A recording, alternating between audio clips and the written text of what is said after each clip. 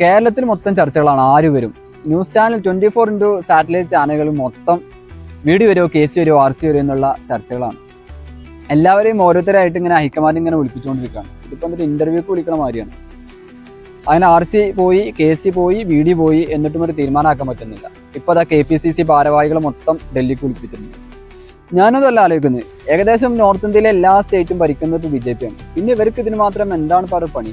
വേഗം ചർച്ച ചെയ്ത് തീരുമാനമാക്കി ഒരു സ്ഥാനാർത്ഥിനെ, ഒരു മുഖ്യമന്ത്രിയെ പ്രഖ്യാപിക്കാന്നല്ലാതെ ഇതിങ്ങനെ നീട്ടിക്കൊണ്ടു പോകുന്നില്ല. എന്തർത്ഥമാണുള്ളതെന്നില്ല എനിക്കൊരു കാര്യം പിടുത്തം കിട്ടുന്നില്ല.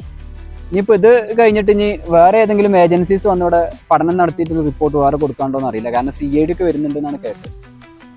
ഇനി ഇങ്ങനെ ഹൈക്കമാൻഡിന് പ്രത്യേകിച്ച് അവിടെ പണിയൊന്നും ഇല്ലാന്നുണ്ടെങ്കിൽ ഹൈക്കമാൻഡ് നേരെ കേരളത്തിൽ ഇങ്ങോട്ട് വന്നോളി. ഇനിയിപ്പോൾ ഇവിടുന്ന് കേരളത്തിൽ നിന്ന് അങ്ങോട്ട് പോകാൻ വോട്ടർമാർ മാത്രമേ ബാക്കിയുള്ളൂ.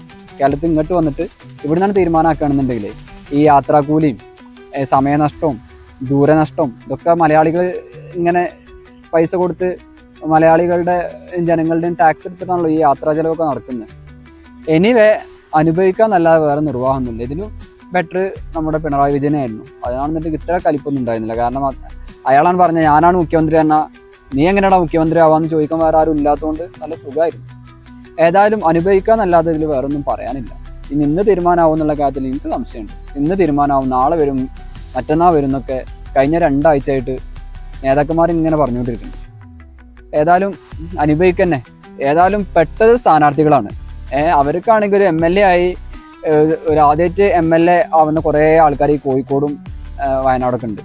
കോഴിക്കോടൊക്കെ ആദ്യമായിട്ടാണ് കോൺഗ്രസിൻ്റെ കൈപ്പത്തി ചിഹ്നത്തിൽ മത്സരിച്ച് MLA ആവണത്. അവർക്കൊന്നും ഒരു ആഘോഷ പരിപാടിയിൽ പോലും പങ്കെടുക്കാൻ പറ്റുന്നില്ലല്ലോ എന്നുള്ള അവസ്ഥയാണ്. അനുഭവിക്കുക. നിങ്ങൾക്ക് അങ്ങനെ തന്നെ വേണം.